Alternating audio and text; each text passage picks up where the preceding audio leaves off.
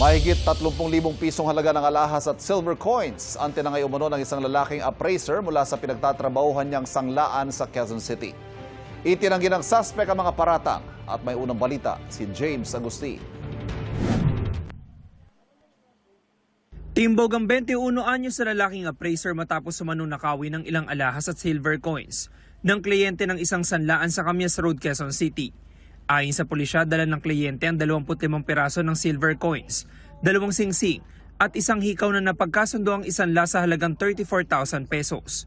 Nung ibalik sa kanya yung listahan at inabot sa kanya yung pera, doon siya na-find out na bakit parang may kulang sa listahan. So in-approach niya ngayon yung ibang staff ng pawn shop at doon po niya nalaman na bakit yun lang naman ang nakasulat. Humiling ng pulis assistance ang sanlaan at doon na inaresto ang suspect. Nabawi sa kanya mga ninakaw na items.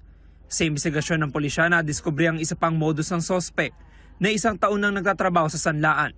Parang dinadagdagan niya yung value na sinasabi doon sa boss. Kaya ang binibigay sa kanya na pera is kung ano yung sasabihin niya.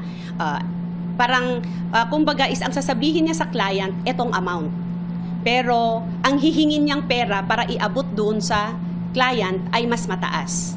Nakakulong ang suspect sa Anonas Police Station. Itinanggi niya ang mga paratang. Wala po akong ibang masasabi kung hindi po totoo lahat ng paratang sa akin. Bakit sa kaya inireklamo?